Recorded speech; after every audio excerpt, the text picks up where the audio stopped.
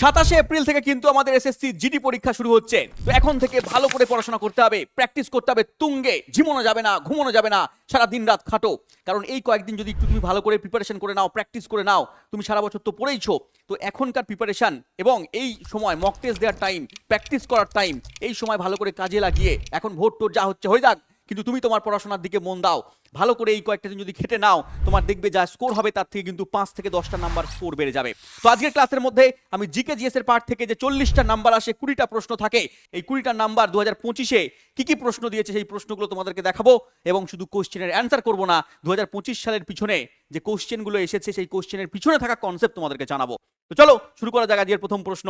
দেখো প্রথম প্রশ্ন রয়েছে এসএসসি জিডি কনস্টেবল 10/2/2025, আগের বছরে আসা প্রশ্ন। কি বলেছে কোশ্চেনে? বলেছে কে বলেছিলেন যে ভারত তখনই প্রকৃত অর্থে স্বাধীন হবে যখন দরিদ্রতম মানুষ মানবিক কষ্ট থেকে মুক্তি পাবে। কোন ব্যক্তি বলেছিলেন যে ভারত তখনই প্রকৃত অর্থে স্বাধীন হবে যখন দরিদ্রতম মানুষ প্রকৃত অর্থে তার কষ্ট থেকে মুক্তি পাবে? আর কেউ নয়, আমাদের মহাত্মা গান্ধী, আমাদের রাষ্ট্রপিতা। অপশন নাম্বার 4 আমাদের সঠিক উত্তর। এই মহাত্মা গান্ধী থেকে একবার প্রশ্ন পরীক্ষায় দিয়েছে, আগেরবারই দিয়েছে, যে কোন অধিবেশনে মহাত্মা গান্ধী প্রথম সভাপতিত্ব করেছিলেন এবং শেষবারের মতো সভাপতিত্ব করেছিলেন। একমাত্র একটাই কংগ্রেসের অধিবেশন আছে যেখানে গান্ধীজি সভাপতিত্ব করেছিলেন। সেই অধিবেশনের নাম কি? মনে রাখবে, বেলগাঁও অধিবেশন। বেলগাঁও অধিবেশনে তিনি একমাত্র অধিবেশন এটাই যেখানে তিনি সভাপতিত্ব করেছিলেন। কত সালে হয়েছিল কমেন্ট বক্সের মধ্যে বলবে। এছাড়া দেখো সুভাষচন্দ্র বসু থেকে তোমাকে কোশ্চেন দিতে পারে যে ফরওয়ার্ড ব্লক কে তৈরি করেছিলেন? মনে রাখবে, ফরওয়ার্ড ব্লক এই দলটা তৈরি করেছিলেন আর কেউ নয়, আমাদের নেতাজি সুভাষচন্দ্র বসু। ফরওয়ার্ড ব্লক মনে রাখবে। পরেরটা দিচ্ছে জওহরলাল নেহেরু। এখান থেকে তোমাকে প্রশ্ন দিতে পারে যে স্বাধীন ভারতের প্রথম প্রধানমন্ত্রীর নাম কি? প্রথম প্রধানমন্ত্রীর নাম, স্বাধীন ভারতের প্রথম প্রধানমন্ত্রীর নাম জওহরলাল নেহেরু মনে রাখবে। এর সঙ্গে সঙ্গে মনে রাখবে 1929 লাহোর অধিবেশন, কংগ্রেসের লাহোর অধিবেশনের সভাপতিত্ব কে করেছিলেন? না জওহরলাল নেহেরু। এটাও তোমরা মনে রাখবে। দিয়েছে ইন্দিরা গান্ধী। ভারতের প্রথম মহিলা প্রধানমন্ত্রীর নাম কি? ভারতের প্রথম মহিলা প্রধানমন্ত্রীর নাম আর কেউ নয়, ইন্দিরা গান্ধী। চলে এসো নেক্সট কোশ্চেনে। দেওয়া আছে স্যার ঘাস, ইম্ফালা, হায়না, এই বনভূমির বাস্তুতন্ত্রে হায়নাকে যদি সরিয়ে দেওয়া হয় তাহলে শেষ পর্যন্ত কি ঘটবে? দেখো এই যেখানে দিয়েছে ঘাস, ইম্ফালা আর হায়না, এটা কি? এটা হচ্ছে একটা খাদ্য শৃঙ্খল। কেমন ভাবে চলে দেখো, এই যে ঘাস রয়েছে, এই ঘাসকে খাচ্ছে হচ্ছে ইম্ফালা। স্যার ইম্ফালা কি? ইম্ফালা হচ্ছে একটা প্রজাতি, হরিণের একটা প্রজাতি, ঠিক আছে, হরিণের একটা প্রজাতি। তাহলে এই হরিণের প্রজাতি হচ্ছে ইম্ফালা, যে ঘাসকে খাচ্ছে, আর হরিণকে খাচ্ছে কে? হায়না খাচ্ছে। তাহলে এই যেটা চলছে পরপর, তাহলে এ ঘাসকে খাচ্ছে, আবার একে খাচ্ছে কি? না হায়না। তাহলে এটা হচ্ছে একটা শৃঙ্খলের মতো চলছে, এটাকে আমরা বলি খাদ্য শৃঙ্খল। এই খাদ্য শৃঙ্খলের মধ্যে বলেছে যদি হায়না না থাকতো তাহলে কি হতো? যদি হায়নাকে তুমি বাদ দিয়ে দাও তাহলে কি ঘটতো? যদি হায়না না থাকতো তাহলে পারে এর সংখ্যা বেড়ে যেত, ইম্ফালার সংখ্যা বেড়ে যেত, তাই তো? এদেরকে কেউ খেত না, খাওয়ার লোক নেই, তাহলে এদের সংখ্যা যদি বেড়ে যেত তাহলে এরা বেশি পরিমাণে ঘাস খেত, আর বেশি পরিমাণে ঘাস খেলে ঘাস শেষ হয়ে যেত, এদের খাদ্যের সংকট দেখা দিত, এদের খাদ্যের সংকট দেখা দিত, খাদ্যের অভাব দেখা দিত। কাদের? ইম্ফালাদের। Clear concept? এবার চলে এসো কোশ্চেনে। দেখো কোশ্চেনে বলেছে ঘাস জমির ওপর কোনো প্রভাব পড়বে না। ভুল বলেছে, ঘাস জমির উপর প্রভাব পড়বে। 2 নম্বর বলেছে ইম্ফালার সংখ্যা স্থিতিশীল থাকবে। কি করে থাকবে?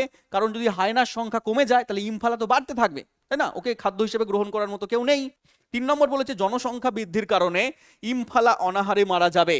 একদম ঠিক বলেছে, যে জনসংখ্যা বৃদ্ধি পেয়ে যাচ্ছে ইম্ফালাদের, তখন তারা অনাহারে মৃত্যু হতে পারে। 4 নম্বর ইম্ফালারা চিরকাল সুখে বসবাস করবে, এটা ভুল বলেছে। তাহলে অপশন নাম্বার 3 কনসেপচুয়াল প্রশ্ন দিচ্ছে, এগুলো তোমাকে পড়তে হবে, কনসেপ্ট জানতে হবে। এটা হচ্ছে খাদ্য শৃঙ্খল, এবং খাদ্য শৃঙ্খলের মধ্যে যারা খাদ্য উৎপন্ন করছে এদেরকে আমরা স্বভোজী বলি। একটু পড়ে রাখবে তোমরা, স্বভোজী বলছি সবুজ উদ্ভিদদেরকে। সবুজ উদ্ভিদকে যে খাদ্য হিসেবে গ্রহণ করে তাকে আমরা প্রথম শ্রেণীর খাদক বলি, বা আমরা তাকে গৌণ খাদক বলি। প্রথম শ্রেণীর খাদক বা গৌণ খাদক কিন্তু তাকে আমরা বলি। আর এই গৌণ খাদক বা প্রথম শ্রেণীর খাদককে যারা খাদ্য হিসেবে গ্রহণ করে তাদেরকে আমরা বলছি বাবা প্রগৌণ খাদক, বা দ্বিতীয় শ্রেণীর খাদকও অনেক সময় নাম দেওয়া হচ্ছে। তাহলে দ্বিতীয় শ্রেণীর খাদক যারা প্রথম শ্রেণীর খাদককে খাদ্য হিসেবে গ্রহণ করছে। নেক্সট কোশ্চেনে চলে এসো। দেওয়া আছে সবুজ বিপ্লবের পর কৃষি পদ্ধতিতে কি পরিবর্তন লক্ষ্য করা গেছে? দেখো সবুজ বিপ্লব, সবুজ বিপ্লবে কি হয় না, যেখানে কৃষিজাত দ্রব্যের পণ্যর, কৃষিজাত মানে ধান, গম, জোয়ার, ভুট্টা, এই সমস্ত যে জিনিসপত্রগুলো রয়েছে তাদের উৎপাদনকে বাড়িয়ে দেওয়া হয়, এবং এই বিপ্লবকে আমরা কি কি বলি, সবুজ বিপ্লব বলি। এম এস স্বামীনাথন, যার জনক, যাকে আমরা বলি কি বলে, father of green revolution, father of green revolution বলা হচ্ছে এম এস স্বামীনাথনকে। এবং সেই সময় কি পরিবর্তন লক্ষ্য করা গিয়েছিল জানতে চেয়েছে। বলেছে শুধুমাত্র গমের এক ফসলি চাষের উপর গুরুত্ব আরোপ করা হচ্ছে। শুধু গমের নয় বাবা, শুধু গমের নয়। অপশন 2 হচ্ছে তোমার অর্থকরী ফসল থেকে জীবিকা নির্বাহ করা হচ্ছে চাষের পরিবর্তন, না। শুধু অর্থকরী ফসলকে চাষ করা হচ্ছে এমন নয়। বলেছে স্বল্প ফলনশীল থেকে উচ্চ ফলনশীল ফসলে পরিবর্তন, একদম ঠিক বলেছে। যেখানে স্বল্প উৎপন্ন হতো সেখানে আস্তে আস্তে উচ্চ ফলনশীল ধান, উচ্চ ফলনশীল গম, উচ্চ ফলনশীল জোয়ার, উচ্চ ফলনশীল ভুট্টা, এই সমস্তকে উৎপাদন করা হচ্ছিল আমাদের গ্রিন রিভলিউশনে। এবং এই গ্রিন রিভলিউশনের জনক, এর নাম তোমরা পড়ে রাখবে, খুব ইম্পর্টেন্ট, এম এস স্বামীনাথন। পরেরটা দিচ্ছে দেখো শ্বেত বিপ্লব। শ্বেত বিপ্লব হচ্ছে তোমার দুগ্ধ এবং দুগ্ধজাত যে সমস্ত পণ্য রয়েছে তার উৎপাদন বৃদ্ধিকে আমরা বলছি, তার যে রিভলিউশন এসেছিল তাকে আমরা বলছি হোয়াইট রিভলিউশন। এটা হচ্ছে ভার্গিস কুরিয়ান, যার জনক, ফাদার অফ হোয়াইট রিভলিউশন কাকে বলা হচ্ছে, ভার্গিস কুরিয়ানকে বলা হচ্ছে, পড়ে রাখবে। এবং নীল বিপ্লব কার উপরে নিহিত রয়েছে, মাছ এবং জলজ সম্পদের উপরে নিহিত রয়েছে নীল বিপ্লব। হলুদ বিপ্লব হচ্ছে তৈলবীজ, যেমন সরিষা, যেমন সূর্যমুখী, যেখান থেকে তেল উৎপন্ন হচ্ছে তার উপরে নির্ভর করে তৈরি হচ্ছে আমাদের হলুদ বিপ্লব। আর গোলাপি বিপ্লব, পিঙ্ক রিভলিউশন, তৈরি হচ্ছে আমাদের পেঁয়াজ, চিংড়ি, ঔষধ, এর উপরে ভিত্তি করে তৈরি হচ্ছে আমাদের পিঙ্ক রিভলিউশন, মনে রাখবে। নেক্সট চলে এসো পরের কোশ্চেনে। বলেছে ভারতের সংবিধানের কোন অনুচ্ছেদে মৌলিক অধিকারের হিসেবে সাংবিধানিক প্রতিবিধানের অধিকার উল্লেখ করা হয়েছে।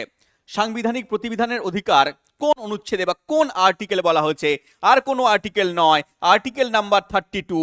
আর্টিকেল নাম্বার 32তে বলা হয়েছে, কি বলা হয়েছে এখানে, 5টা অধিকারের কথা বলা হয়েছে। কি কি স্যার 5টা অধিকার? দেখো, বন্দি প্রত্যক্ষীকরণ, যাকে আমরা বলছি হেবিয়াস কর্পাস, এটা কি কি করা হয় না, সশরীরে হাজির করার কথা বলা হচ্ছে। মানে কাউকে অ্যারেস্ট করলো, পুলিশ অ্যারেস্ট করলো, তাহলে তাকে 24 ঘন্টার মধ্যে সশরীরে আদালতে হাজির করতে হবে। এটার নামই হচ্ছে তোমার হেবিয়াস কর্পাস। তোমাদের স্যার পড়ান, তোমাদের বিদেশ স্যার পড়িয়েছেন, এগুলো আরো ডিটেলসে তোমরা জানবে। দেখো দেয়া আছে ম্যান্ডামাস, পরমাদেশ, আমরা আদেশ দিচ্ছি। মানে কাকে আদেশ দিচ্ছে, যে সরকারি কর্তৃপক্ষ নিজের দায়িত্ব পালন করতে বাধ্য থাকবে। যে কোনো সরকারি কর্তৃপক্ষ তার দায়িত্ব পালন করতে বাধ্য থাকবে। যদি না থাকে তুমি কিন্তু সুপ্রিম কোর্টে এই আর্টিকেল 32 দিয়ে তুমি তাকে কি করতে পারো না, তাকে তুমি জিজ্ঞাসাবাদ করতে পারো। পরেরটা দেওয়া আছে এখানে দেখো, প্রতিষেধ বা প্রহিবিশন, মানে নিষেধ করা। এটা কিসের জন্য করা হচ্ছে, নিম্ন আদালতের এখতিয়ারের বহির্ভুক্ত কাজ বন্ধ করতে হবে। যেগুলো নিম্ন আদালত যেগুলো রয়েছে তার কাজ যেগুলো নয়, সেই কাজগুলো কিন্তু তাদেরকে করা যাবে না। তাহলে এটা দেওয়া আছে কি বাবা, প্রহিবিশন। 4 নম্বর হচ্ছে উৎপ্রেষণ সার্টিওরারি। এটা মানে কি, বিশেষভাবে জ্ঞাত হওয়া। নিম্ন আদালতের ভুল রায় সংশোধন করা যেতে পারে বা উচ্চ আদালতের মামলা স্থানান্তর করা যেতে পারে। মানে কেউ হয়তো হাইকোর্টে মামলা করলো বা তার নিচের কোনো নিম্ন আদালতে মামলা করলো, সেখানে সে হেরে গেল, সে তারপরে উচ্চ আদালতে যেতে পারে, হাইকোর্টে যেতে পারে। হাইকোর্টের মামলা রায় তার যদি পছন্দ না হয়, সে কিন্তু সুপ্রিম কোর্টে যেতে পারে। তাহলে এটাই বলা হচ্ছে আমাদের উৎপ্রেষণ। পরেরটা দেওয়া আছে এখানে, অধিকার পৃচ্ছা বা কোয়ারেন্টো। কোন অধিকারে, মানে সরকারি পদে কোনো ব্যক্তি দাবি বা বৈধতা যাচাই করা। কোনো ব্যক্তি সরকারি পদে কি কি তার বৈধ জিনিসপত্র রয়েছে সেগুলো কিন্তু যাচাই করার পুরো অধিকার রয়েছে। এবং তুমি যদি চাও তাহলে 32 নম্বর আর্টিকেল ব্যবহার করে তুমি তার জন্য সুপ্রিম কোর্টে কিন্তু তার বিরুদ্ধে মামলা করতে পারো। তাহলে এই অধিকারগুলো রয়েছে 32 নম্বর আর্টিকেল। এবং 32 নম্বর আর্টিকেলটাকে ডক্টর বি আর আম্বেদকর কি বলেছিলেন, বি আর আম্বেদকর বলেছিলেন এটা হচ্ছে সংবিধানের আত্মা। সংবিধানের আত্মা বলেছিলেন এই অধিকারগুলো থাকার জন্য। নেক্সট কোশ্চেনে চলে এসো। পরের কোশ্চেনে যাওয়ার আগে তোমাদেরকে বলে দিই, আমাদের 2026-এর পরীক্ষা শুরু হচ্ছে 27শে এপ্রিল থেকে, তোমরা জানো।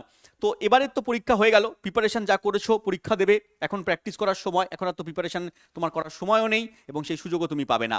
তো এর পরের বারে যারা ভাবছো স্যার এবারের তো পরীক্ষা হয়ে গেল, ভালো করে প্রিপারেশন করতে পারলাম না, কিন্তু 2027-এর মধ্যে আমাকে চাকরি পেতে হবে, তাহলে তোমাদের জন্য, তোমাদের রিকোয়েস্টের জন্য আমরা নিয়ে এসেছি এসএসসি জিডি 2027 ব্যাচ, যেখানে জিডি পরীক্ষায় প্রত্যেকটা সাবজেক্ট, সেটা ম্যাথ থেকে, সেটা রিজনিং থেকে, সেটা ইংলিশ থেকে, হিন্দি থেকে, আমাদের জিকে জিএস এর পুরো পার্ট এক জায়গায় একসঙ্গে অনেকগুলো টিচার মিলে আলাদা আলাদা সাবজেক্ট আলাদা আলাদাভাবে বেসিক কনসেপ্ট সহকারে তোমাকে পড়াবে।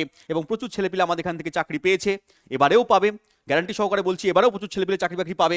এবং তোমরা যারা ভাবছো স্যার পরের বছর আমরা পরীক্ষা দিয়ে চাকরি বাকরি পাবো, তাহলে এখন থেকে তুমি প্রিপারেশন শুরু করে দাও, কারণ তোমাকে আগে থেকে প্রিপারেশন করতে হবে। কম্পিটিশনে টিকতে গেলে, চাকরি পেতে গেলে সময় দিয়ে তোমাকে প্রিপারেশন করতে হবে। ওই তুমি এক সপ্তাহ পড়লে, এক মাস পড়লে, তাহলে পরে চাকরি হবে না। তো এখন থেকে প্রিপারেশন করো, 2027 ব্যাচে যুক্ত হয়ে যাও। প্রচুর ছেলেপিলে অলরেডি যুক্ত হয়ে গেছে, যুক্ত হয়ে যাও। এছাড়াও যদি ভাবো স্যার আমরা 0 টু প্রো 6.0 মানে আমি রেলের পরীক্ষা দিতে চাই, আমি এসএসসির পরীক্ষা দিতে চাই স্যার, আমি পুলিশ বা অন্যান্য পিএসসির পরীক্ষা দিতে চাই, তাহলে তুমি এখানে 6.0-তে জয়েন করতে পারো। বিভিন্ন টাইপের আমাদের কোর্স রয়েছে, এসএসসি ফাউন্ডেশন এসএসসির জন্য রয়েছে, পুলিশ ফাউন্ডেশনে পুলিশের কোর্স পেয়ে যাবে, পুলিশের সমস্ত সাবজেক্ট পাবে এখানে।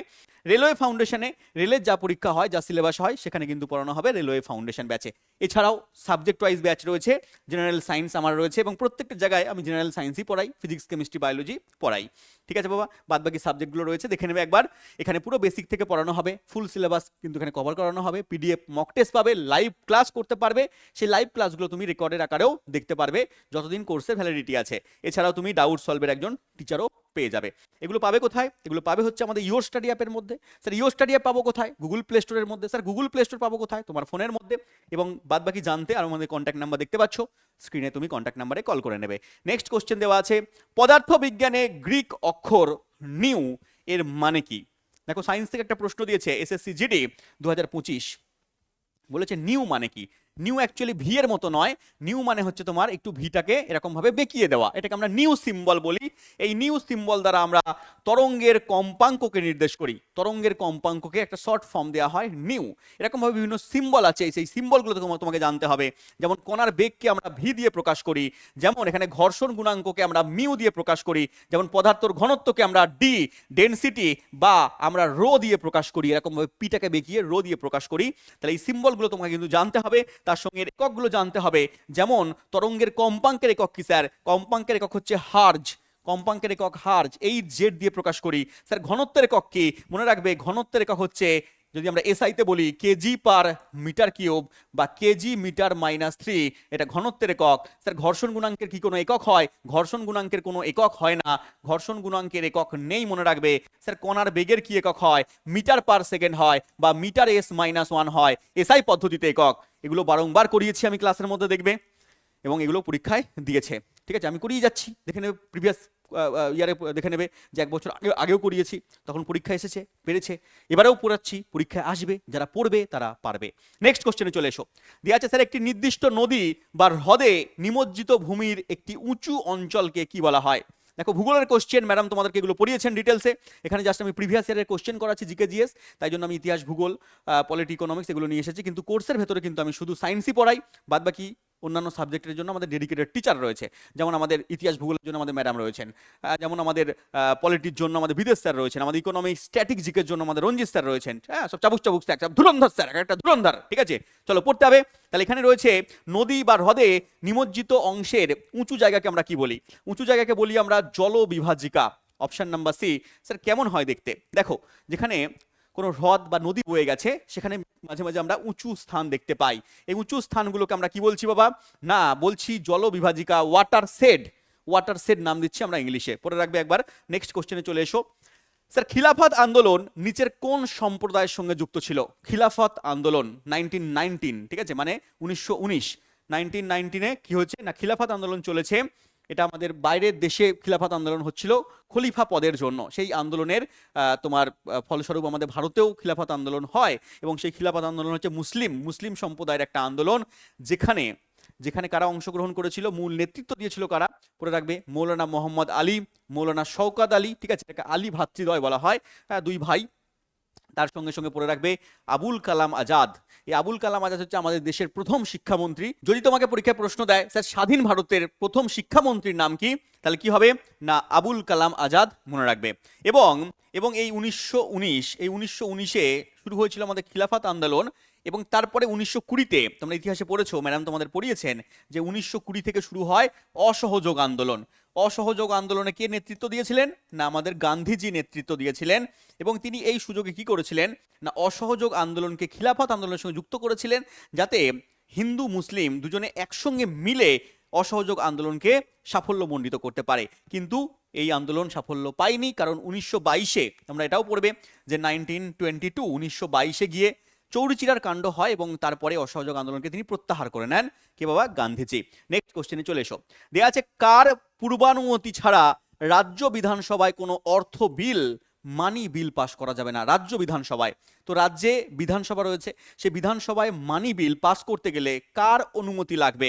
না, অনুমতি লাগবে আমাদের রাজ্যপালের অনুমতি লাগবে। অপশন নাম্বার 4 হচ্ছে সঠিক উত্তর।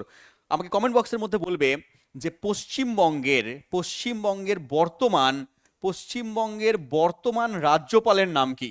রিসেন্টলি চেঞ্জ হয়েছে, তো নামটা বলবে। পশ্চিমবঙ্গের বর্তমান রাজ্যপালের নাম কি? কমেন্ট বক্সের মধ্যে বলবে। নেক্সট চলে এসো। বলেছে 2011 সালের ভারতের জনগণনা অনুযায়ী ভারতের জনসংখ্যা ঘনত্ব কত? দেখো 2011 সাল কবে সেই চলে গেছে, কিন্তু এই 2011 সালের পরে ভারতে এখনো পর্যন্ত কিন্তু জনগণনা হয়নি। তাই জন্য পরীক্ষায় যখন কোশ্চেন দেয় 2011 সালকে কিন্তু বেস করে কোশ্চেন আসে। এবং 2026-27 চলছে, জনগণনা চলছে। হ্যাঁ, আশা করা হচ্ছে নতুন আমাদের সেন্সাস রিপোর্ট বা জনগণনা আসবে, কিন্তু কোশ্চেন পরীক্ষায় এবারেও যদি কোশ্চেন দেয় 2011 সালের জনগণনার রিপোর্ট থেকেই কোশ্চেন দেবে, কারণ নতুন জনগণনা আসেনি। এবার সেই জনগণনা অনুযায়ী ভারতের জনসংখ্যার ঘনত্ব কত ছিল? না, মনে রাখবে 382% পার কিলোমিটার স্কোয়ার, 382 জন প্রতি বর্গ কিলোমিটারে। এবং সবচেয়ে জনঘনত্ব পূর্ণ যদি রাজ্য বলো পরীক্ষায় যদি আসে, তাহলে মনে রাখবে বিহারে 1106 জন, এখনো বিহারই হবে। 2026-27 যদি জনগণনা হয়, এখনো দেখবে সবচেয়ে জনঘনত্বপূর্ণ অঞ্চল হচ্ছে তোমার বিহারই আসবে। ঠিক আছে, বিহারে এখন হয়তো এটা বেড়ে যাবে, এই সংখ্যাটা বেড়ে যাবে, কিন্তু বিহারই আসবে। এবং দ্বিতীয় স্থানে কি রয়েছে? পশ্চিমবঙ্গ রয়েছে। পশ্চিমবঙ্গ পিছিয়ে নেই, 1029 জন 2011 সালের গণনা অনুযায়ী। চলে এসো বাবা পরের কোশ্চেনে। দেখো কোশ্চেনে তাহলে দিয়েছে যে সবচেয়ে জনসংখ্যা কম কোন রাজ্যের। এখানে অপশানে মিজোরাম, ত্রিপুরা, মণিপুর, আসাম আছে। কিন্তু আমরা যদি 2011 সালের সেন্সাস দেখি, তাহলে কি রয়েছে আমাদের? এখানে রয়েছে সিকিমের জনসংখ্যা সবচেয়ে কম, কিন্তু অপশানে সিকিম নেই। তাহলে অপশানে যদি সিকিম না থাকে, তাহলে সিকিমের পরে কে রয়েছে? সিকিমের পরে রয়েছে মিজোরাম। তাহলে অপশান কিন্তু এখানে মিজোরাম আমার ঠিক হবে। যদি সিকিম থাকতো তাহলে কিন্তু এখানে আমাদের সিকিম উত্তর হয়ে যেত। সিকিম যদি অপশানে থাকতো তাহলে সিকিম হতো। সিকিমে সবচেয়ে কম জনসংখ্যা, তারপরে রয়েছে মিজোরামে, তারপরে রয়েছে আমাদের অরুণাচল প্রদেশের মধ্যে, মনে রাখবে। এছাড়া যদি পরীক্ষায় দেয় যে সবচেয়ে বেশি জনসংখ্যা কোথায় রয়েছে, সবচেয়ে বেশি জনসংখ্যা রয়েছে উত্তরপ্রদেশে, এটাও তোমরা মনে রাখবে। উত্তরপ্রদেশের জনসংখ্যা কিন্তু সবচেয়ে বেশি। আর যদি বলে আয়তনের দিক দিয়ে সবচেয়ে বড় রাজ্য হচ্ছে আমাদের রাজস্থান, আর সবচেয়ে ছোট রাজ্য যদি বলে তাহলে হচ্ছে গোয়া আমাদের সঠিক উত্তর হয়ে যাবে। এছাড়া কেন্দ্রশাসিত অঞ্চল যদি বলে তাহলে বলবে দিল্লির জনসংখ্যা কেন্দ্রশাসিত অঞ্চলের মধ্যে সবচেয়ে বেশি, এবং লাক্ষাদ্বীপের জনসংখ্যা কেন্দ্রশাসিত অঞ্চলের মধ্যে সবচেয়ে কম, সেটাও তোমরা পড়ে রাখবে। নেক্সট কোশ্চেনে চলে এসো। বলেছে সাইটোসলের তরল অংশ যা কোনো কেন্দ্রীয় অঙ্গাণু ছাড়াই প্রোক্যারিওটিক এবং ইউক্যারিওটিক উভয় কোষে উপস্থিত, তার নাম কি? বলেছে এখানে দেখো সাইটোসল বলে একটা কথা আছে। সাইটোসলের তরল অংশ, এটা হচ্ছে সাইটোপ্লাজমের মধ্যে একটা তরল অংশ রয়েছে। দেখো একটুখানি দেখাই, যে সেটা প্রোক্যারিওটিক কোষ হোক, ইউক্যারিওটিক কোষ হোক, সেটা উদ্ভিদ কোষ হোক, প্রাণী কোষ হোক, যে কোনো কোষের ক্ষেত্রে ভেতরে সাইটোপ্লাজম থাকবে, তাই তো? এই সাইটোপ্লাজমের মধ্যে যে তরল অংশটা রয়েছে, যেখানে কোনো কোষীয় অঙ্গাণু থাকছে না। স্যার কোন অংশগুলো? এই যে এই অংশগুলো যেখানে কোষীয় অঙ্গাণু নেই, এই পার্টগুলো, ঠিক আছে? তাহলে যেখানে কোনো কোষীয় অঙ্গাণু থাকছে না, সেই অংশটাকে আমরা কি বলছি? সাইটোসল নাম দিচ্ছি। এবং তার একটা নাম রয়েছে, কি নাম রয়েছে বাবা? না, হায়ালোপ্লাজম। অপশন এ হচ্ছে হায়ালোপ্লাজম, নামটা পড়ে রাখবে। আর সাইটোপ্লাজম কাকে বলছি? সাইটোপ্লাজম হচ্ছে এই যে কোষ পর্দার ভেতরে নিউক্লিয়াসটা বাদ দিলে বাদ বাকি অংশকে আমরা বলছি সাইটোপ্লাজম। এখানেও তাই, নিউক্লিয়াসটা বাদে বাদ বাকি অংশকে আমরা সাইটোপ্লাজম বলি। আর সাইটোপ্লাজম আর নিউক্লিয়াসকে একসঙ্গে কি বলা হয় স্যার? সাইটোপ্লাজম আর নিউক্লিয়াসকে একসঙ্গে প্রোটোপ্লাজম বলা হয়, এটাও তোমরা পড়ে রাখবে। নেক্সট কোশ্চেনে চলে আসো। বলেছে স্যার ভারতীয় সংবিধানের কোন অনুচ্ছেদে ভারতের ধর্মের স্বাধীনতা সুরক্ষার কথা বলা হয়েছে? কোন আর্টিকেলের মধ্যে বলা হয়েছে যে ধর্মের স্বাধীনতা রয়েছে, যে কোনো ধর্ম পালন করা যেতে পারে? এটা হচ্ছে 25 নাম্বার আর্টিকেলে বলা হয়েছে, অপশন নাম্বার 4 আমার সঠিক উত্তর। এছাড়া দেখো 25, 26, 27, 28 এগুলো সব ধর্মের কথাই বলা হয়েছে, একবার দেখে নাও। 25 নম্বর আর্টিকেলে স্বাধীনভাবে যে কোনো ধর্ম গ্রহণ করা যাবে, পালন করা যাবে, প্রচার করা যাবে, এটা আমাদের আর্টিকেল নাম্বার 25-এ বলা হয়েছে। আর 26-এ বলা হয়েছে ধর্মীয় কার্যাবলী, প্রতিষ্ঠান এগুলো পরিচালনা করা যাবে, যে কোনো ধর্মীয় প্রতিষ্ঠান বলো, মন্দির, মসজিদ, এগুলোকে ঠিকমতো পরিচালনা করা যাবে, তাদের প্রতিষ্ঠা বা পরিচালনা এগুলো করা যাবে। পরেরটা দেখো 27 নম্বর আর্টিকেলে বলেছে যে কোনো ধর্মের প্রসারের জন্য কর বা ট্যাক্স প্রদানে অব্যাহতি। মানে 27 নম্বর আর্টিকেলে বলে দিয়েছে যদি তোমার মন্দির, মসজিদে কোনো ট্যাক্স নেওয়া যাবে না, তাহলে এখানে ট্যাক্স বেনিফিট রয়েছে। অনেকে দেখবে ওই জন্য মন্দির করে, মসজিদ করে সেখানে দান ধর্ম করতে থাকে, এখানে ট্যাক্স বাঁচানোর জন্য। তাহলে কোনো ট্যাক্স কিন্তু লাগে না, 27 নম্বর অনুচ্ছেদে বলা আছে। 28 নম্বর অনুচ্ছেদ বা আর্টিকেলে বলা আছে শিক্ষা প্রতিষ্ঠানে ধর্মীয় শিক্ষা বা উপাসনার উপস্থিত হওয়ার স্বাধীনতা রয়েছে। যে কোনো শিক্ষা প্রতিষ্ঠানের মধ্যেও কিন্তু ধর্মীয় শিক্ষা দেওয়া যেতে পারে। হিন্দুদের ক্ষেত্রে হিন্দু ধর্মের শিক্ষা, মুসলিমদের ক্ষেত্রে মুসলিম ধর্মের শিক্ষা, বা যে কোনো জৈন পার্সি তার ক্ষেত্রে তাদের ধর্মের শিক্ষা দেওয়া যেতে পারে, তার স্বাধীনতাও কিন্তু রয়েছে। 28 নম্বর আর্টিকেলের মধ্যে পড়ে রাখবে। তাহলে 25, 26, 27, 28 হচ্ছে ধর্মের কথা বলা হয়েছে, এবং 25 নম্বর আর্টিকেলে বলা হয়েছে যে কোনো ধর্ম গ্রহণ করা এবং সেই ধর্মের প্রচার করা, এগুলো পালন করা, এগুলো কিন্তু স্বাধীনতা রয়েছে। নেক্সট কোশ্চেনে চলে এসো। বলেছে স্যার অশোকের অনুশাসন কতগুলো লিপি নিয়ে তৈরি হয়েছে? আমরা কতগুলো লিপি পাই? অশোকের যে লিপি পাওয়া যায়, অশোকের সম্পর্কে জানা যায়, সেখানে কতগুলো লিপি আবিষ্কার করা গেছে? 33খানা লিপি আবিষ্কার করা গেছে। অপশন নাম্বার বি এখানে সঠিক উত্তর। এই 33টা লিপির মধ্যে গুরুত্বপূর্ণ কয়েকটা লিপির নাম তোমরা পড়ে রাখবে। স্যার কি রয়েছে? একটা হচ্ছে সারনাথ স্তম্ভ, যেখানে সিংহর চতুর্মুখ। আমরা যে অশোক স্তম্ভ দেখি, সেই অশোক স্তম্ভের মধ্যে 4টে কিন্তু সিংহের মুখ আছে। হ্যাঁ, একটা সামনের দিকে আমরা দেখতে পাই, আমরা দুই সাইডে দুটো দেখতে পাই, কিন্তু পিছন দিকেও একটা আছে, সেটা আমরা দেখতে পাই না। তো 4টে, ওই জন্য 4টে মানে বলেছে সিংহ চতুর্মুখ স্তম্ভটা অবস্থান করছে, যেটা বর্তমান ভারতের কিন্তু জাতীয় প্রতীক, যাকে আমরা অশোক স্তম্ভ বলি। যাকে কি বলি? অশোক স্তম্ভ বলে থাকি। এখানে সিংহের 4টে মুখ আছে, পড়ে রাখবে এটা। এছাড়াও দেখো রুমবেন্দেই স্তম্ভ রয়েছে, নেপালে অবস্থান করছে। এখান থেকে জানা যায় যে গৌতম বুদ্ধের জন্মস্থান লুম্বিনীতে হচ্ছে, গৌতম বুদ্ধের জন্মস্থানের কথা জানা যায়। এছাড়া দেখো প্রয়াগ স্তম্ভ রয়েছে, ঠিক আছে? সবগুলো হচ্ছে তোমার অশোকের স্তম্ভ, অশোকের আমলে তৈরি স্তম্ভ। এখানে কি করা হয়েছে? যে কারুভাকি রয়েছে অশোকের রানী, তার দান ধ্যানের কথা বলা হয়েছে। এটাকে বলা হচ্ছে রানীর লিপিও বলা হচ্ছে, পড়ে রাখবে, একটুখানি ইম্পর্টেন্ট। এছাড়া সপ্তম স্তম্ভ লিপি রয়েছে, রিডিং পড়বে। এই 3টে লিপি ইম্পর্টেন্ট। নেক্সট কোশ্চেনে চলে এসো। বলেছে ভারতীয় সংবিধানের কোন সংশোধনীর মাধ্যমে শিক্ষার অধিকারকে মৌলিক অধিকার হিসেবে গণ্য করা হয়? শিক্ষার অধিকারকে একটা মৌলিক অধিকারের মধ্যে আনা হয়েছে 86 নাম্বার সংবিধানের সংশোধনীতে বা কনস্টিটিউশন অ্যামেন্ডমেন্টে। তাহলে এখানে উত্তর হচ্ছে তোমার 86 সংবিধান সংশোধনীর মধ্যে এটা আনা হয়েছে। স্যার কত সালে হয়েছে এটা? 2002 সালে হয়েছে। 2002 সালে সংবিধানে এটা যুক্ত করা হয়েছে। কোথায় যুক্ত করা হয়েছে? স্যার তৃতীয় ভাগে, সংবিধানের তৃতীয় অংশে যুক্ত করা হয়েছে। এবং এখানে একটা ধারা আর্টিকেল 21 এ যুক্ত করা হয়েছে, 21A একটা আর্টিকেল এখানে যোগ করা হয়েছে। সেখানে বলা হয়েছে 6 থেকে 14 বছর পর্যন্ত, 6 থেকে 14 বছর বয়স পর্যন্ত সকল শিশুদেরকে কিন্তু বিনামূল্যে শিক্ষা দান করতে হবে। তাহলে বিনামূল্যে বাধ্যতামূলকভাবে শিক্ষার ব্যবস্থা করা হয়েছে। এটা হচ্ছে 6 থেকে 14, মনে রাখবে। এই আইনটা কার্যকর হয় 2010 এপ্রিলে গিয়ে কার্যকর হয়। 2002 এর আইন কার্যকর হতে টাইম লাগছে 2010-এ। বুঝতে পারছো ভারতের অবস্থা। নেক্সট কোশ্চেনে চলে এসো। বলেছে পঞ্চম এবং ষষ্ঠ পঞ্চবার্ষিকী পরিকল্পনার মধ্যে, পঞ্চম এবং ষষ্ঠ পঞ্চবার্ষিকী পরিকল্পনার মধ্যে যে রোলিং প্ল্যান এসেছিল, তার উদ্দেশ্য কি ছিল?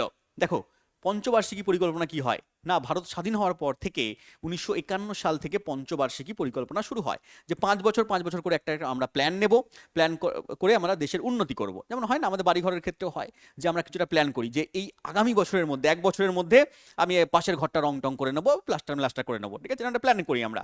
বা আমরা 2 বছরের মধ্যে প্ল্যান, আগামী 2 বছরের মধ্যে আমি একটা জায়গা কিনবো, ঠিক আছে? বা দোতলা করবো, আমি প্ল্যানিং করি বাড়িতে, সেই অনুযায়ী আমরা খাটি, টাকা পয়সা জমাই। তেমন দেশের ক্ষেত্রেও 5 বছর করে প্ল্যানিং করা হলো, 5 ইয়ার্স প্ল্যান বা পঞ্চবার্ষিকী পরিকল্পনা বলা হলো। এবং সেখানে বলা হলো যে এই 5 বছরের মধ্যে আমরা দেশের এই উন্নতি করব।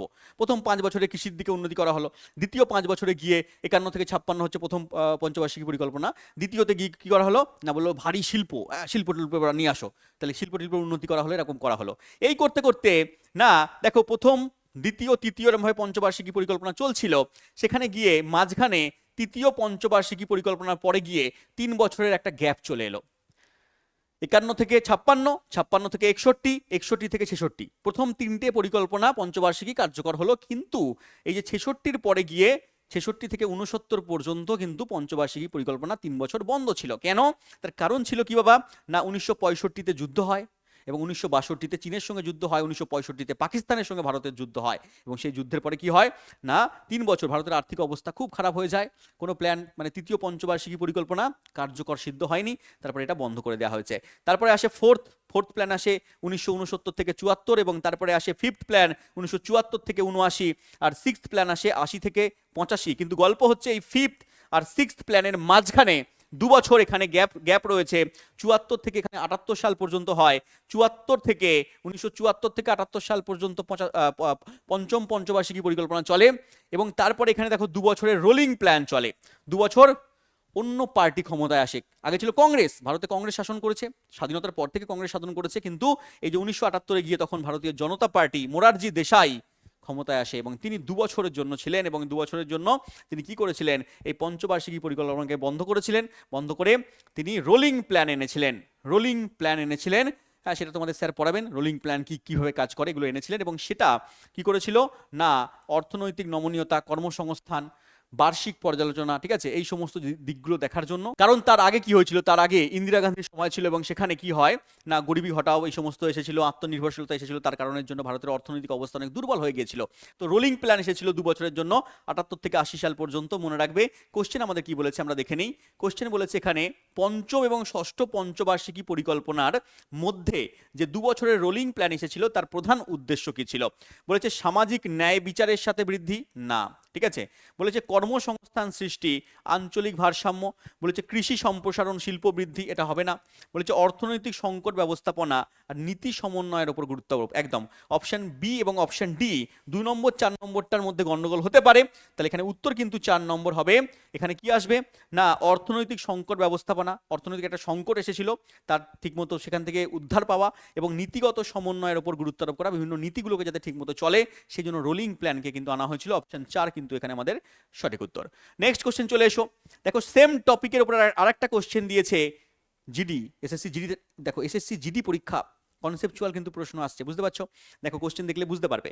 বলেছে 1966 এবং 1969 সালের মধ্যে প্ল্যান হলিডে পরিকল্পনা বিরতির প্রাথমিক কারণ কি ছিল। একটু আগেই তোমাকে বললাম যে দেখো প্রথম 3টে যে পঞ্চবার্ষিকী পরিকল্পনা হয়েছে 51 থেকে 56, 56 থেকে 61, 61 থেকে 66, এই থার্ড প্ল্যানিং এর সময়, পঞ্চবার্ষিকী পরিকল্পনার সময় ভারতে দুটো যুদ্ধ হয়ে যায়।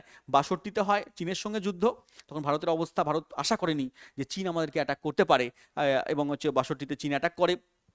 উপরে যে আমরা বলি না আকসাই চীন রয়েছে, সেই চীন আমাদের কি করেছে, ভারতের উপরের অংশটা অনেকটা নিয়ে নিয়েছে। এবং তারপরে 1965তে পাকিস্তান যুদ্ধ করেছে, পাকিস্তানকে আমরা হারিয়ে দিই।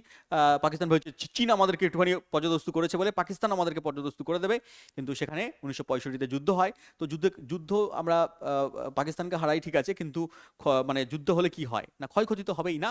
হ্যাঁ, উভয় পক্ষের লোকজন মরবে, ক্ষয়ক্ষতি হবে, অর্থনৈতিক অবস্থা খারাপ হবে। তো এই দুটো যুদ্ধের জন্য থার্ড প্ল্যানিং কিন্তু পুরোপুরিভাবে কি হয় না, ক্ষতিগ্রস্ত হয়। এবং তারপরে 3 বছরের জন্য কিন্তু হলিডে রাখা হয়, এটাকে আমরা বলছি 3 অ্যানুয়াল প্ল্যানস হলিডে বলছি, আমরা নাম দিচ্ছি।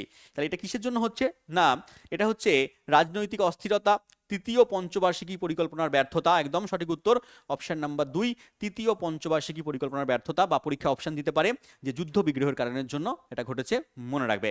চলে এসো নেক্সট কোশ্চেনে। কিন্তু আজকে আর আমাদের এমন অবস্থা নেই যে আমরা মানে চীনকে বা পাকিস্তানকে আমরা ভয় পাই, ঠিক আছে। আজকে যদি আসে তাহলে আমাদের বীর জওয়ান, ঠিক আছে, আজকে তোমরা এখানে পড়াশোনা করছো, কালকে তোমরা গিয়ে দেশের সামনে দাঁড়াবে, দেশকে রক্ষা করবে, তোমরা এসএসসি জিডি হবে, তোমরা বিএসএফ হবে, তোমরা সিআরপিএফ হবে, তোমরা সিআইএসএফ হবে, তোমরা আসাম বলে চাকরি বাকরি করবে, তোমরা দেশের সামনে দেশকে রক্ষা করবে, তোমরা হচ্ছে দেশের আসল হিরো হবে। এই পাকিস্তান, এই চীন যদি ভারতের দিকে আঙুল তুলে তাকায়, ঠিক আছে, মুখ তুলে তাকায়, তাদের মুখকে দমন করে দেবে, তাদের আঙুলকে ভেঙে দেওয়ার দায়িত্ব তোমাদের। এই প্রতিশ্রুতি নিয়ে ক্লাস করবে এবং সেই চিন্তা ভাবনা নিয়ে তোমরা চাকরি বাকরি অর্জন করবে। চলো চলে আসি আমরা পরের কোশ্চেনে। পরের কোশ্চেন রয়েছে এখানে দেওয়া আছে, পড়ে নেবে একবার। Azad Hind Fauj, Indian national army, Azad Hind Fauj ভারতে, স্বাধীন ভারত যখন ভারত স্বাধীন হয়নি, পরাধীন ভারতের মধ্যে আজাদ হিন্দ ফৌজ তৈরি করে দিয়েছিলেন কে, নেতাজি সুভাষচন্দ্র বসু। নেতাজি সুভাষচন্দ্র বসু পরাধীন ভারতে তৈরি করতে পারে, আজকে আমাদের স্বাধীন ভারত আমরা কেন পারবো না, ঠিক আছে। দেখো তিনি কোথায় তৈরি করেছিলেন না, সিঙ্গাপুরে তৈরি করেছিলেন, অপশন নাম্বার 2 আমাদের এখানে সঠিক উত্তর। সিঙ্গাপুরে আজাদ হিন্দ বাহিনী তৈরি করেছিলেন 1943 সালে, তিনি তার দায়িত্বভার গ্রহণ করেছিলেন। কিন্তু অ্যাকচুয়ালি যদি বলে মূল প্রতিষ্ঠাতার নাম কি, তাহলে কিন্তু রাসবিহারী বসু আর ক্যাপ্টেন মোহন সিং 1942 সালে তৈরি করেছিলেন। এবং তার পুরো কর্মভার কাকে দিয়েছিলেন না, এনারা তৈরি করেছিলেন কিন্তু তার কর্মভার দিয়ে দিয়েছিলেন সুভাষচন্দ্র বসুকে। তিনি তার পুনর্গঠন করেছিলেন 1943-এ গিয়ে, সিঙ্গাপুর থেকে জাপানে চলে এসেছিলেন এবং তিনি স্লোগান দিয়েছিলেন দিল্লি চলো এবং জয় হিন্দ, দিল্লি চলো জয় হিন্দ বলে আজাদ হিন্দ ফৌজকে নিয়ে জাপান থেকে অ্যাটাক করেছিলেন। কোহিমা ইম্ফলে অ্যাটাক হয়েছিল, কোহিমা ইম্ফলে অ্যাটাক করে তিনি দ্বিতীয় বিশ্বযুদ্ধ চলছে ওদিকে, দ্বিতীয় বিশ্বযুদ্ধের সময় ভারতে তখন ব্রিটিশরা একটু নমনীয় হয়ে আছে, ওইদিকে যুদ্ধ করছে এবং ওই দিক দিয়ে কোহিমা ইম্ফল থেকে ওপর থেকে অ্যাটাক করে কোহিমা ইম্ফল জিতেছিল। এবং তারপরে দ্বিতীয় বিশ্বযুদ্ধ যখন হেরে যায়, জাপান হেরে যায়, জার্মানি হেরে যায়, তখন আর তারপরে আজাদ হিন্দ ফৌজ না বিধ্বস্ত হয়ে যায়, ধ্বংসগ্রস্ত হয়ে যায়। এবং তারপরে আমরা কোনো খোঁজ খবর পাইনি। আমরা অনেক ইতিহাস পড়েছি, এগুলো জানি, ম্যাডাম তোমাদের পড়িয়েছেন। কিন্তু ঘটনা হচ্ছে এই যে পরাধীন ভারতে নেতাজি সুভাষচন্দ্র বসুর মতো একজন লোক যে বিদেশে গিয়ে ইংরেজদের চোখে ধুলো দিয়ে বিদেশে গেছে, বিদেশে যাওয়ার পরে সেখানে কি করেছে না জার্মানির হিটলারের সঙ্গে দেখা করেছে, তারপরে কি করেছে সেখান থেকে সৈন্যবাহিনী জোগাড় করেছে, সেখান থেকে তাদের কাছ থেকে অর্থনৈতিক প্লাস অস্ত্রশস্ত্র জোগাড় করেছে, সেখান থেকে আস্তে আস্তে সিঙ্গাপুরে এসেছে, সেখান থেকে জাপানে এসেছে, সেখানে যে সমস্ত বন্দী ভারতীয় সৈন্যরা ছিল তাদেরকে নিয়ে বাহিনী তৈরি করেছে এবং সেই বাহিনীর লিডারশিপ নিজের হাতে শক্তপোক্ত হাতে নিয়ে ভারতকে একেবারে পুরো ভারতের মধ্যে অ্যাটাক করে ভারতকে স্বাধীন করার যে মনোবল, যে পরিকল্পনা তৈরি করেছিলেন, সেটা আজকের দিনে স্বাধীন ভারতে দাঁড়িয়ে, ঠিক আছে, তুমি কল্পনা করতে পারবে না, পরাধীন ভারতের ওই অবস্থায় দাঁড়িয়ে তিনি এই কাজ করে দিয়ে গেছেন। ঠিক আছে, স্যালুট আপনাকে। ঠিক আছে, সুভাষচন্দ্র বসু কাহা গয়া, ঠিক আছে, সুভাষচন্দ্র বসুকে স্যালুট। ঠিক আছে, আমাদের পক্ষ থেকে স্যালুট। তাহলে মনোবল হতে হবে, ঠিক আছে, বীর জওয়ানের মতো হতে হবে, তোমরা আজকে বীর জওয়ান হবে, ঠিক আছে, দেশের হয়ে কাজ করবে, চিন্তা ভাবনা রাখবে যে এনার মতো হওয়ার। চলে এসো পরের কোশ্চেনে। আচ্ছা দেখো, আরেকটা জিনিস বলতে ভুলে গেলাম, নারী বাহিনী, তিনি নারী বাহিনী তৈরি করেছিলেন। ঝাঁসি রানী রেজিমেন্টের কে ছিলেন? লক্ষ্মী স্বামীনাথন। তাহলে ভাবো, তিনি নারীদেরকেও কিন্তু পিছিয়ে রাখেননি, পরাধীন ভারতের নারীদেরকে নিয়ে তিনি বাহিনী তৈরি করে দিয়েছিলেন, তারা যুদ্ধ করেছে, ভাবো। ঠিক আছে, তাহলে এখানে নারী বাহিনীর নামও পড়ে রাখবে, ঝাঁসি রানী বাহিনীর নেতৃত্বে ছিল না লক্ষ্মী স্বামীনাথন। চলে এসো পরের কোশ্চেনে। এই কোশ্চেন তোমাদের জন্য আমি HW দিলাম। কোশ্চেনটা বলবে যে ব্রিটিশ সরকার কোন সালে তৃতীয় গোলটেবিল বৈঠকে সুপারিশের ভিত্তিতে হোয়াইট পেপার শ্বেতপত্র প্রকাশ করেছিলেন? এই কোশ্চেন তোমাদের জন্য HW থাকলো। নেক্সট ক্লাসে এই কোশ্চেনের অ্যান্সার বলবো এবং পরের কোশ্চেন আমরা শুরু করব। এটা কনস্টেবলে আসা প্রশ্ন, প্রত্যেকটাই 2025-এর প্রশ্ন। তো ভালো করে যে কোশ্চেনগুলো করালাম, তার পেছনে কনসেপ্টগুলো করালাম, সেগুলো পড়বে, তাহলে বুঝতে পারবে যে কোন কোন পার্ট থেকে কোশ্চেন দিচ্ছে, কোন কোন জায়গায় আমাকে ভালো করে পড়তে হবে। তো এখনো সময় আছে, যে কদিন সময় আছে এই পার্টগুলোকে ভালো করে রিভিশন করো। আর যদি চাও স্যার 2025-এর যে করাচ্ছেন শিফটগুলো, এগুলো পরীক্ষা পর্যন্ত আপনি চালিয়ে যান, তাহলে সেটাও কমেন্ট বক্সের মধ্যে লিখবে যে স্যার নেক্সট পার্ট চাই, তাহলে পরে আমি পরের পার্টও নিয়ে আসবো তোমাদের জন্য। দেখা হচ্ছে পরের ক্লাসে, ততক্ষণ ভালো থেকো। Thank you, Jai Hind.